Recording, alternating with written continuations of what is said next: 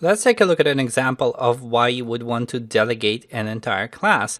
So I'm going to have a slightly synthetic example here. Let me get rid of all the stuff we had previously. So let's imagine that you're modeling a multifunction device, which by the virtue of the interface segregation pattern generally consists of the following interfaces. So you might have an interface called iPrinter, which will have just a function called print. And then you'll have an interface called iScanner with a function called scan. And then you might want to have concrete reimplementations of these interfaces. So for example, you might have a class called printer, which would implement iPrinter like so. And then obviously you need that function implemented. So I'm going to print line here, say printing a document. And similarly, you might have a class called scanner.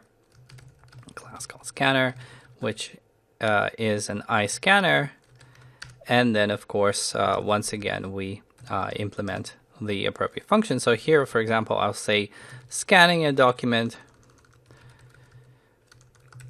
All right, now when we're modeling a multifunction device, and unfortunately with the lack of multiple inheritance, you generally cannot write anything like class multifunction device printer comma scanner. This isn't C++, you cannot do it, regrettably.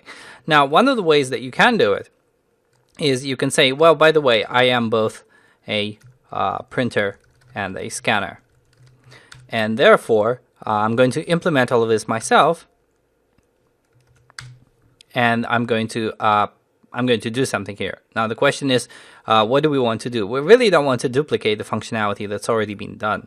So the only way that we can leverage the existing printer and scanner is by making some variables here, making some properties. So I'll have val printer equals printer, val scanner equals scanner, and then you will delegate these invocations to printer.print and scanner.scan.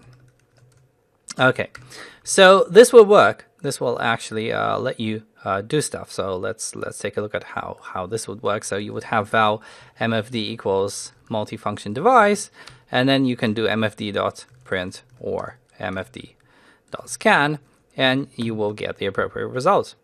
All right, so you can see us printing a document and scanning a document. However, let's imagine a situation where you have not just printer and scanner, but you have more of these things that you want to delegate. And furthermore, let's imagine the printer and scanner has like 20 functions each. So that would be a very painful process to override each one and implement it. There is a simpler way, and Kotlin provides it automatically by virtue of delegation. So let's take a look at how this works. I'm going to destroy this multifunction device. We'll recreate it. So we're going to have a different multifunction device class. And this time round, what I'm going to do is I'm going to basically have a primary constructor. And inside the primary constructor, I'm going to stick the arguments for the printer and the scanner that I need. So essentially, I'm going to say that I need a printer, which is of type iPrinter. And I also need a scanner, which is of type iScanner. And then what I'm going to do is I'm going to say that, yes, I am in fact going to implement those interfaces, but I'm not going to do those implementations myself. Instead, I'm going to say that the implementation of iPrinter, which I have to provide myself, is instead going to be provided by printer. So here is the by keyword, which makes the magic happen. And the same goes for iScanner. So iScanner is provided by the scanner variable. Okay. So the end result is that we can now essentially make a multifunction device with a given printer and a scanner, and we don't have to implement those interfaces. They're done automatically. The only catch here is you can see the inspection that we now have to provide both a printer and a scanner, whereas previously we had them initialized internally. But that's not a big deal really, because I can just say printer and scanner. And we are done. We can now run this and get exactly the same output.